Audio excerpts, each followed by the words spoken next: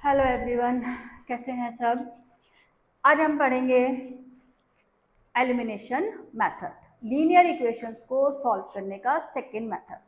ठीक है, इसके पहले वाली वीडियो में हमने पढ़ा था कि लीनियर इक्वेशंस को सॉल्व करना था हमने सब्स्टिट्यूशन मेथड से। ठीक है, अब हम इसमें पढ़ने जा रहे हैं कि लीनियर इक्वेशन को सॉल्व करना है हमने एलिमिनेशन मेथड से, या elimination by equating the coefficients. ठीक है, तो इसमें हम क्या करते हैं, जो हमें पेयर दिया होता है लीनियर इक्वेशंस का, उसमें हमें जो वेरिएबल होते हैं हमारे, उनके कोफिशिएंट्स को सेम करना होता है। ठीक है, दोनों वेरिएबल के कोफिशिएंट को सेम नहीं करना होता है, किसी भी एक वेरिएबल के कोफिशिएंट को सेम करना होता है। और वो तुमने डिसाइड करना है कि तुमने x का कोफिशिएंट सेम करना है या y का कोफिशिएंट सेम करना है। तो अब देखो कोफिशिएंट होता क्या है। अब x का जो यहाँ पे मल्टीप्लाई का नंबर लिखा होता है, x के साथ किस नंबर की यहाँ पे मल्टीप्लाई हुई हुई है, उसको हम कोफिशिएंट बोलते हैं। अब यहाँ x के साथ क्या है, 1। 1 तो सबके साथ ही होता है बेचारा, हर नंबर के साथ 1 होता है। ठीक है, तो x के साथ भी यहाँ क्या है हमारा 1, y के साथ हमारा यहाँ पे क्या है 1। सेकेंड इक्वेशन में x के साथ है 2 और y के साथ है हमारा 3। ठीक है, तो हमें x या y का दोनों इक्वेशन में जो कोफिशिएंट है वो सेम बनाना है। ठीक, अब ये तुमने डिसाइड करना है कि किसका कोफिशिएंट सेम बनाना है। तो मैंने डिसाइड किया है कि मैं y का कोफिशिएंट सेम कर रही हूँ। ठीक है, तो अब y का कोफिशिएंट सेकेंड इक्वेशन में 3 है। माइनस साइन के साथ भी हम कोफिशिएंट सेम कर सकते हैं और बिना साइन के भी हम कोफिशिएंट सेम कर सकते हैं। तो यहाँ पे अगर हम माइनस साइन को छोड़ें तो y का कोफिशिएंट क्या है 3, यहाँ पे y का कोफिशिएंट है 1। तो 1 को 3 बनाने के लिए हमें क्या करना पड़ेगा, इक्वेशन 1 को 3 से मल्टीप्लाई करना पड़ेगा।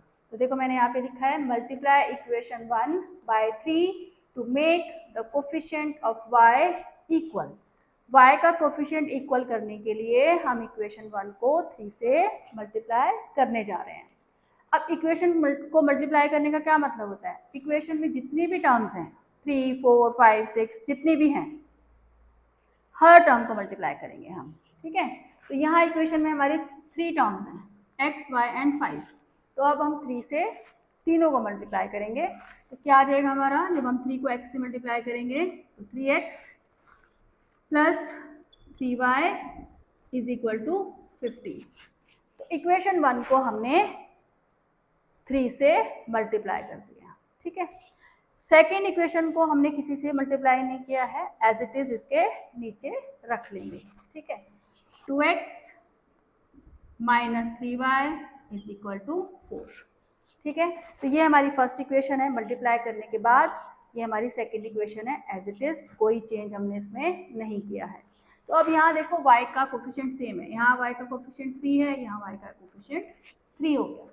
ठीक है, अब हमने कोफिशिएंट क्यों सेम करना होता है, कोफिशिएंट सेम हम इसलिए करते हैं ताकि उस वेरिएबल को हम कट कर सकें। जब एक वेरिएबल हटेगा तभी दूसरे वेरिएबल की वैल्यू निकलेगी। अब सब्स्टिट्यूशन मेथड में तो हम क्या करते थे कि एक वेरिएबल की वैल्यू निकाल के दूसरी इक्वेशन में डाल देते थे, तो वो वाला वेरिएबल हमारा हट जाता था। अगर हम x की वैल्यू निकालते थे दूसरी इक्वेशन में डालते थे तो हमारा x हट जाता था, तो y निकल जाता था। अब एलिमिनेशन मेथड में हम कोफिशिएंट सेम क्यों करते हैं, क्योंकि इसमें भी हमें एक वेरिएबल हटाना होता है, एक वेरिएबल को कैंसिल करना होता है। जब एक वेरिएबल कट होएगा तभी दूसरे वेरिएबल की वैल्यू निकलेगी। अब यहाँ देखो हमारा यहाँ पॉजिटिव 3 है, यहाँ नेगेटिव 3 है। तो अब तुम्हें ये साइन देख के डिसाइड करना है कि तुमने इक्वेशंस को ऐड करना है या इक्वेशंस को सब्ट्रैक्ट करना है। तो अगर ये दोनों अपोजिट साइन के हैं, एक पॉजिटिव है एक नेगेटिव है, तो ऐसे केस में हम इक्वेशंस को ऐड कर देते हैं। ऐड करने से ये हमारा कैंसिल हो जाएगा। लेकिन अगर ये सेम साइन के हैं, सपोज करो ये भी हमारा पॉजिटिव होता, तो ऐड करने से फिर ये कैंसिल नहीं होंगे। ठीक है, तो ऐसे केस में अगर ये दोनों सेम साइन के हैं तो इनको हम इक्वेशंस को क्या करते हैं, सब्ट्रैक्ट करते हैं। ठीक है, लेकिन अभी हमारे यहाँ पे ये अपोजिट साइन के हैं, तो इन दोनों इक्वेशंस को हम क्या करेंगे, ऐड करेंगे, ऐड। ठीक है, तो 3x प्लस 2x 5x हो गया, प्लस 3 माइनस 3 हमारा कैंसिल हो गया, और इज इक्वल टू 15 प्लस 4 हमारा 19 आ गया। ठीक है, तो हमने 3x और 2x को ऐड करके 5x लिख दिया। ये हमारा पॉजिटिव 3y था, ये नेगेटिव 3y था, ये कैंसिल हो गया। 15 + 4 हमारा कितना आ गया, 19 आ गया। तो यहाँ से x की वैल्यू जो है वो हमारी 19/5 आ गई। ठीक है, एक बार कैलकुलेशन चेक कर लेते हैं। थोड़ा बड़ी अजीब सी वैल्यू इसमें आई है। 3x + 3y = 15, 2x - 3y = 4। ठीक है, 19/5 हमारी आ गई। ठीक है, अब x आ गया हमारा। अब x तो निकल गया, अब हमने y निकालना है। तो y निकालने के लिए हम x की वैल्यू इक्वेशन 1 या 2 में डाल देंगे। मतलब ये वैल्यू हम x की हेल्प से y की वैल्यू जो निकालेंगे वो सब्स्टिट्यूशन मेथड से निकालेंगे। x की वैल्यू हम कहाँ डालेंगे, इक्वेशन 1 या 2 में। ये भी तुमने डिसाइड करना है। छोटी इक्वेशन में डालोगे तो अच्छा रहेगा। ये सबसे छोटी इक्वेशन हमारी ये 1 है, इसमें हम x की वैल्यू डाल देते हैं। मल्टीप्लाई करने के बाद जो इक्वेशंस आती है वहाँ वैल्यू मत डालना, क्योंकि इससे कैलकुलेशन तुम्हारी बड़ी हो जाएगी। ठीक है, देयरफॉर फ्रॉम इक्वेशन 1 x की जगह डालेंगे हम 19/5 + y = 5। तो y = 5 - 19/5, एलसीएम लेंगे हम यहाँ पे। तो 25 - 19, तो y की वैल्यू आ जाएगी हमारी 15 में से 9 गया 6, तो 6/5 हमारी y की वैल्यू आ गई। तो ये हमारा एलिमिनेशन मेथड होता है। तो इसमें ऐसा ज़रूरी नहीं है कि आप दोनों इक्वेशन को मल्टीप्लाई करो। कुछ क्वेश्चंस में हमें दोनों को मल्टीप्लाई करना पड़ता है, कुछ क्वेश्चंस में हमें एक ही इक्वेशन को मल्टीप्लाई करके हमारा कोफिशिएंट क्या हो जाता है, सेम हो जाता है। तो यहाँ पे हमने सिर्फ फर्स्ट इक्वेशन को ही मल्टीप्लाई किया था। ठीक है, अब देखो नेक्स्ट क्वेश्चन। नेक्स्ट क्वेश्चन है हमारा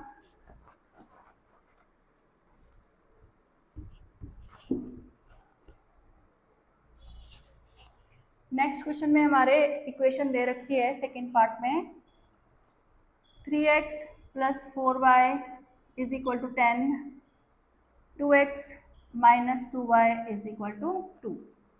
ये फर्स्ट इक्वेशन हो गई, ये हमारी सेकेंड इक्वेशन हो गई। ठीक है, तो अब देखो यहाँ पे x का कोफिशिएंट 3 है, यहाँ x का कोफिशिएंट 2 है, y का कोफिशिएंट यहाँ 4 है, यहाँ y का कोफिशिएंट 2 है। ठीक है, तो हमें अब ऐसा चूज करना चाहिए कि एक ही इक्वेशन को मल्टीप्लाई करना पड़े। ठीक है, तो हम यहाँ पे y को चूज करते हैं कि y का कोफिशिएंट सेम करेंगे। तो 2 को 4 बनाना बहुत इजी है, क्योंकि फर्स्ट इक्वेशन में y का कोफिशिएंट 4 है, सेकेंड में 2 है। तो अगर हम सेकेंड इक्वेशन को 2 से मल्टीप्लाई कर देते हैं तो हमारा यहाँ y का कोफिशिएंट क्या हो जाएगा, सेम हो जाएगा। तो multiply equation 2/2 to make the coefficient of y equal. तो इसमें हम इक्वेशन 2 को मल्टीप्लाई कर रहे हैं। पहले क्वेश्चन में हमने इक्वेशन 1 को मल्टीप्लाई किया था। देयरफॉर अब जब हम इसको 2 से मल्टीप्लाई करेंगे तो ये क्या हो जाएगा हमारा 4x, ये 4y = 4। सबको करना है तीनों टर्म्स को। ठीक, first equation as it is इसके नीचे रख लेंगे। फर्स्ट इक्वेशन को हम, क्योंकि हमने फर्स्ट इक्वेशन को किसी नंबर से मल्टीप्लाई नहीं किया, first equation as it is नीचे आ गई। अब देखो यहाँ भी हमारे ये दोनों अपोजिट साइन के हैं, है ना। ये -4y है, ये +4y है। तो इसलिए जब मैंने बताया था तुम्हें कि अगर अपोजिट साइन के हैं तो इक्वेशंस को हम क्या कर देते हैं, ऐड कर देते हैं। तो हम यहाँ पे ऐड कर देंगे। ठीक है, ऐड करेंगे तो ये कैंसिल हो जाएगा। 4x + 3x कितना आ गया हमारा 7x, 10 + 4 14। x की वैल्यू क्या आ गई हमारी 14/7 यानी कि 2। x2 आ गया। अब x की वैल्यू हम इक्वेशन 1 में डाल सकते हैं, इक्वेशन 2 में डाल सकते हैं, जहाँ तुम्हारा मन करे। तो मैं इक्वेशन 1 में डाल रही हूँ। फ्रॉम इक्वेशन 1 3, x की जगह हमने क्या डालना है, 2 डालना है। ये हमारा x है, इसकी जगह हमने 2 डालना है, प्लस 4y = 10। तो ये 6 + 4y = 10, 4y = 6 को उधर लेके जाएंगे हम, तो 4y = आ जाएगा 4 और y की वैल्यू आ जाएगी हमारी 1। तो x1 आ गया हमारा, और सॉरी x2 आ गया, और y हमारा कितना आ गया 1 आ गया। ठीक है, तो हम एक वेरिएबल की वैल्यू निकालते हैं एलिमिनेशन मेथड से और दूसरे वेरिएबल की वैल्यू निकालते हैं हम सब्स्टिट्यूशन मेथड से, क्योंकि उसमें हम वैल्यू सब्स्टिट्यूट करते हैं। ठीक है, अब देखो हमारा थर्ड पार्ट में जो हमारी इक्वेशंस दे रखी हैं वो फ्रैक्शन फॉर्म में है। तो इसमें हम पहले इनको एलसीएम लेके थोड़ा सिंप्लीफाई फॉर्म में कन्वर्ट करेंगे और उसके बाद फिर हम अपना मेथड अप्लाई करेंगे। ठीक है,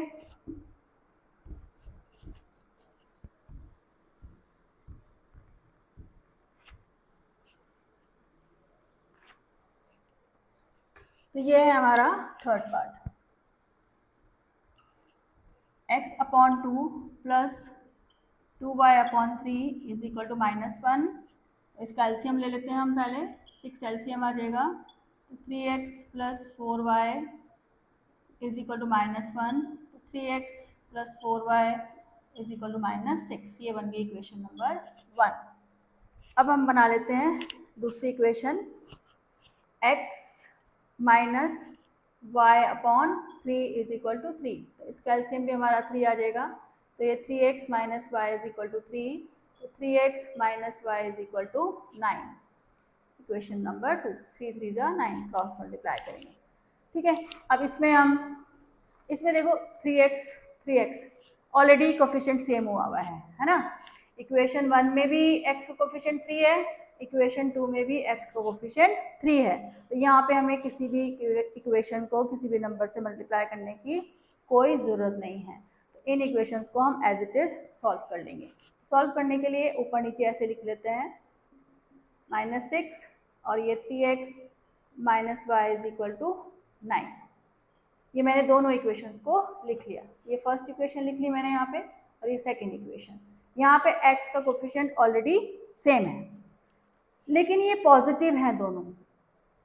तो अब हम इन इक्वेशंस को ऐड तो कर नहीं सकते, क्योंकि ऐड करने से तो ये कैंसिल ही नहीं होंगे। तो अब हम इन इक्वेशंस को क्या करेंगे, सब्ट्रैक्ट करेंगे। ठीक है, और जब हम इक्वेशंस को सब्ट्रैक्ट करते हैं तो जो सेकेंड इक्वेशन होती है उसके सबके साइन क्या हो जाते हैं, चेंज हो जाते हैं। यानी कि जो प्लस का नंबर है वो माइनस का हो जाएगा और जो माइनस का नंबर है वो प्लस का हो जाएगा, जो प्लस का नंबर है वो माइनस का हो गया। और जब हम साइन चेंज करते हैं तो तीनों टर्म्स का साइन चेंज करते हैं। ऐसा नहीं है कि बस फर्स्ट का कर दिया और छोड़ दिया उसको, जबकि मोस्टली बच्चे करते हैं। तो हमें फर्स्ट का भी साइन चेंज करना है, सेकेंड का भी और थर्ड का भी, जितने भी टर्म्स होंगे सबका ही चेंज करना है। ठीक है, तो अब इसमें हम जब इसको सब्ट्रैक्ट किया तो साइन चेंज कर दिया। अब ये 3x हो गया पॉजिटिव और ये 3x हो गया नेगेटिव, तो ये क्या हो जाएगा, हमारा कैंसिल हो जाएगा। अब 4y और प्लस y, जो हम साइन चेंज करते हैं वो वाले साइन के साथ कैलकुलेशन करी जाती है। तो ये +1y है, +4y है, तो ये कितना हो गया 5y। ये -9 और ये -6 यानी कि -15।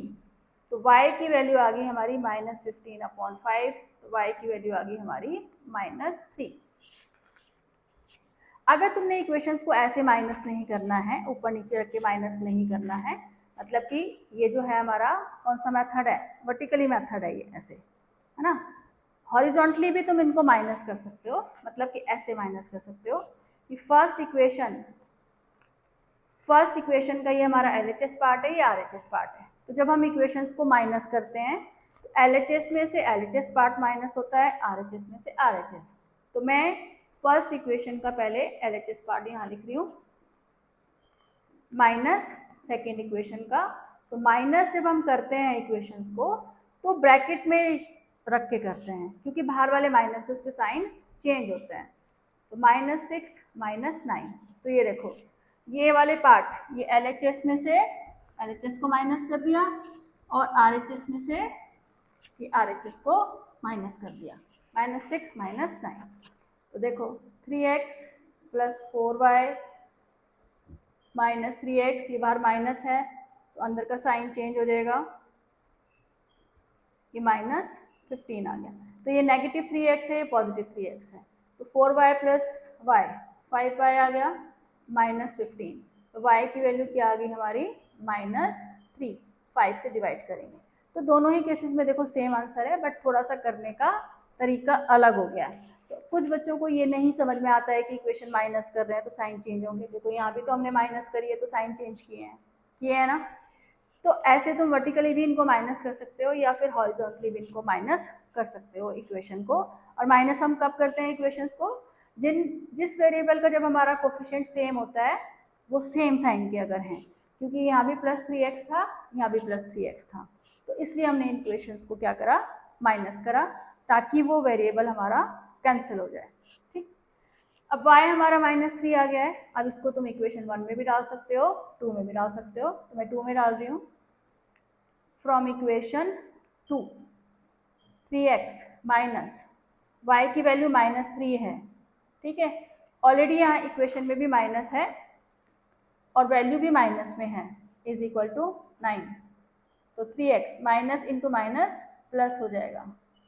तो 3x is equal to 9 minus 3, 3x is equal to 6। तो देयरफॉर x की वैल्यू आ गई 2, 3 2 6। ठीक है, x2 आ गया, y हमारा -3 आ गया। अब देखो क्वेश्चन नंबर 4 यानी कि फोर्थ पार्ट।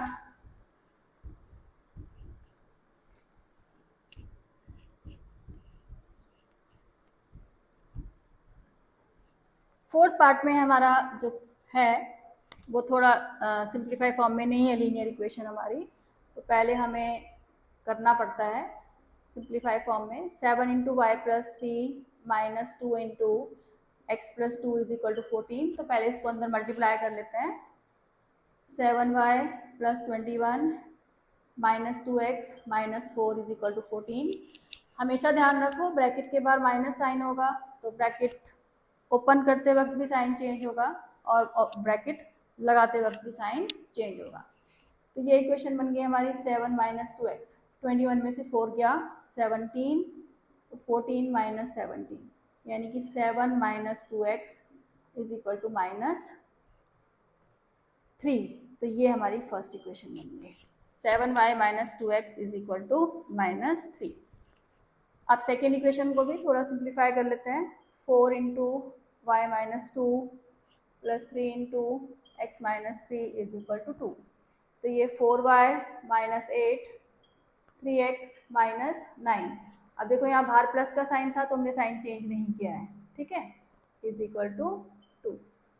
तो 4y प्लस 3x माइनस 8 और माइनस 9 17 हो गया, तो इधर जाके हमारा 17 ऐड हो जाएगा, यानी कि 4y plus 3x is equal to 19। ये बन गई हमारी इक्वेशन नंबर 2। ठीक है, तो अब देखो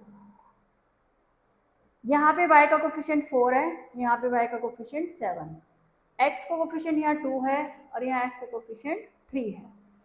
तो हमें अब दोनों इक्वेशन को ही मल्टीप्लाई करना पड़ेगा। तो यहाँ पे x के कोफिशिएंट थोड़े छोटे हैं तो वो ले लेते हैं हम। यहाँ x का कोफिशिएंट 3 है, यहाँ 2 है, तो हमने 2 और 3 का एलसीएम लेना है, एलसीएम ऑफ 2 एंड 3। तो वो क्या आएगा हमारा 6। तो यानी कि हमें x कोफिशिएंट यहाँ भी 6 बनाना पड़ेगा और यहाँ भी 6 बनाना पड़ेगा। ठीक है, तो इसका मतलब इस क्वेश्चन में हमें दोनों ही इक्वेशन को मल्टीप्लाई करना पड़ेगा। अगर हम y का कोफिशिएंट सेम करेंगे तो 7 और 4 का एलसीएम कितना होगा 28। तो यानी कि इसको 28 बनाना पड़ेगा और इसको भी 28 बनाना पड़ेगा। 28 जो है वो 6 से काफ़ी बड़ा नंबर है, तो मेरे ख्याल से हमें x का कोफिशिएंट ही सेम करना चाहिए। ठीक है, तो एलसीएम निकाल के हमें पता लगता है कि हमें क्या नंबर बनाना है। ठीक, तो एलसीएम ऑफ 2 एंड 3 इज 6। तो यानी कि इसको भी 6 बनाना है, इसको भी 6 बनाना है। तो मल्टीप्लाई इक्वेशन 1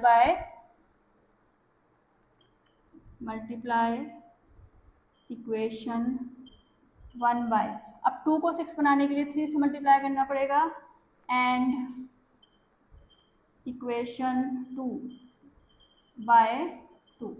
अब यहाँ पे 3 को 6 बनाने के लिए 2 से मल्टीप्लाई करना पड़ेगा। 2 3 6 और ये 3 2 6। तो multiply equation by 1 by 3 and equation 2 by 2। ठीक है, किसका कोफिशिएंट सेम कर रहे हैं हम यहाँ पे, x का कोफिशिएंट सेम कर रहे हैं।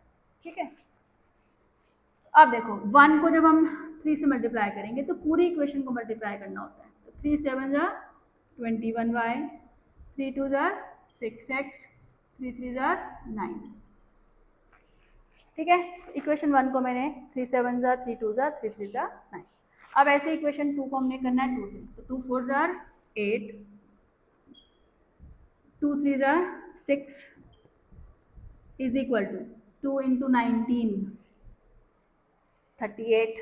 ठीक है, ये 38 आ गया। अब देखो, अब जो हमने x का कोफिशिएंट सेम किया है वो दोनों अपोजिट साइन के हैं, तो इसका मतलब हमें इन दोनों को अब ऐड करना है। सेम साइन के होते तो इक्वेशंस को सब्ट्रैक्ट करते, तो अब हम इक्वेशंस को क्या कर रहे हैं, ऐड। तो 21 प्लस 28, सॉरी 21 प्लस 8 29y हो गया, 29y ये कैंसिल हो गया, इज इक्वल टू 38 में से 9 गया, ये हमारा आ जाएगा 18 में से 9 गया 9, 29 आ जाएगा। ठीक है, तो देयरफॉर y की वैल्यू हो जाएगी 29/29 1, तो y की वैल्यू आ गई हमारी 1। ठीक है, अब y की वैल्यू इक्वेशन 1 में डालो या इक्वेशन 2 में, तो देयरफॉर फ्रॉम इक्वेशन 1 y की जगह हमने डालना है 1, 7y, तो 7 into 1 minus 2x is equal to -3, तो 7 minus 2x is equal to -3, 2x को हम उधर ले जाते हैं, 3 को हम इधर ले आते हैं, तो 7 plus 3 is equal to 2x, 10 is equal to 2x, x की वैल्यू हमारी यहाँ से आ गई 5, 2 से हम 10 को डिवाइड करेंगे तो 5 आ जाएगा हमारा। ठीक है, तो इस क्वेश्चन में हमने दोनों ही इक्वेशन को मल्टीप्लाई किया है।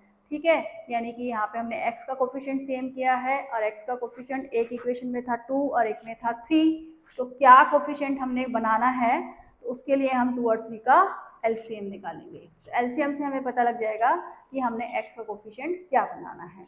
तो हमें बनाना था 6, तो इसलिए हमने फर्स्ट इक्वेशन को मल्टीप्लाई किया 3 से और सेकेंड इक्वेशन को मल्टीप्लाई किया 2 से। ठीक है, और उसके बाद फिर हमने सॉल्व कर लिया इसको। ठीक, अब देखो फिफ्थ क्वेश्चन, फिफ्थ पार्ट बहुत इंपॉर्टेंट है, पेपर में भी आता है कई बार और थोड़ा डिफरेंट तरीका है इसको करने का। इसमें जो कोफिशिएंट्स हैं वो बहुत बड़े बड़े कोफिशिएंट्स हैं। फिफ्थ पार्ट में 99x plus 101y is equal to 499, equation number 1। Second equation है 101x plus 99y is equal to 501। तो देखो कितने बड़े बड़े कोफिशिएंट्स हैं इसमें, तो हम इसको ऐसे सॉल्व नहीं करेंगे, मतलब हम इक्वेशंस को मल्टीप्लाई नहीं करेंगे कोफिशिएंट सेम करने के लिए, क्योंकि 101 और 99 से मल्टीप्लाई करनी पड़ेगी। एक इसमें ये भी तुम्हें ध्यान रखना है कि फर्स्ट इक्वेशन में जो x का कोफिशिएंट है वो सेकंड इक्वेशन में y का कोफिशिएंट है, यानी कि x का कोफिशिएंट यहाँ 99 है तो सेकंड इक्वेशन में y का कोफिशिएंट 99 है। फर्स्ट इक्वेशन में y का कोफिशिएंट 101 है, x का सेकंड में 101 है।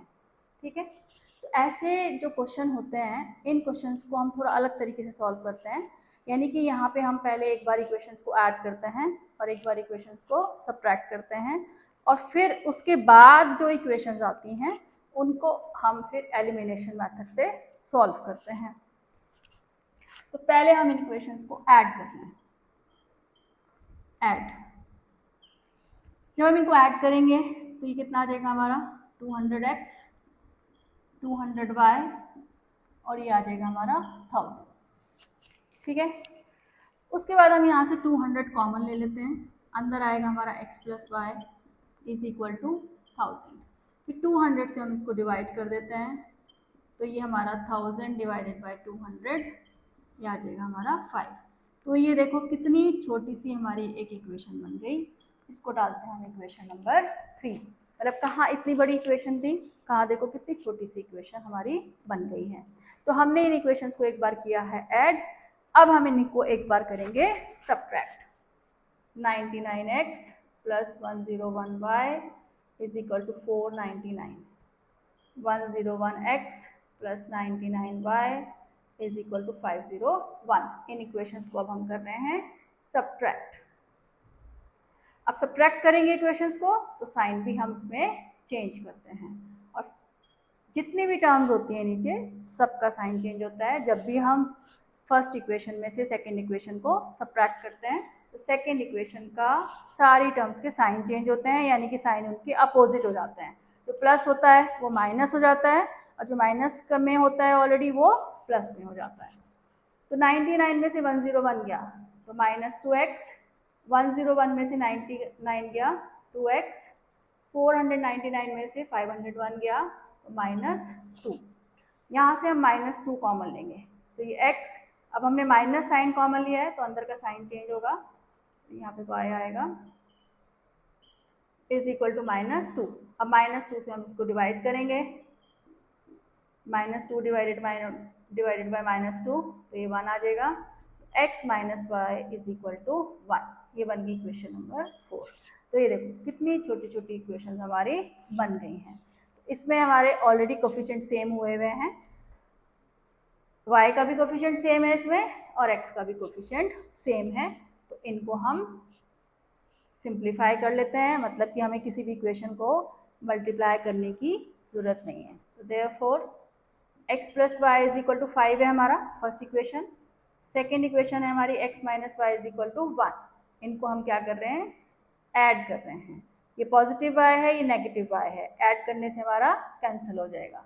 x plus x 2x, 5 plus 1 6, तो x की वैल्यू आ गई हमारी यहाँ से 3, 2 से डिवाइड करेंगे। ठीक है, अब x की वैल्यू हमने इक्वेशन 3 या 4 में डालनी है, 1 और 2 में नहीं डालनी है, क्योंकि देखो वो कितनी बड़ी बड़ी इक्वेशंस हैं। ठीक है, तो जो हमने छोटी छोटी इक्वेशंस बनाई हैं तो उसमें किसी में भी तुम x की वैल्यू 3 डाल सकते हो।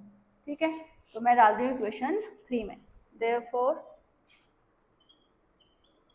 इक्वेशन 3, x की जगह हम 3 डाल रहे हैं, x की जगह मैंने 3 डाल दिया, y को मैंने ऐसे ही लिखा और ये 5 ऐसे आ गई, तो y की वैल्यू आ गई 5 माइनस 3 यानी कि 2।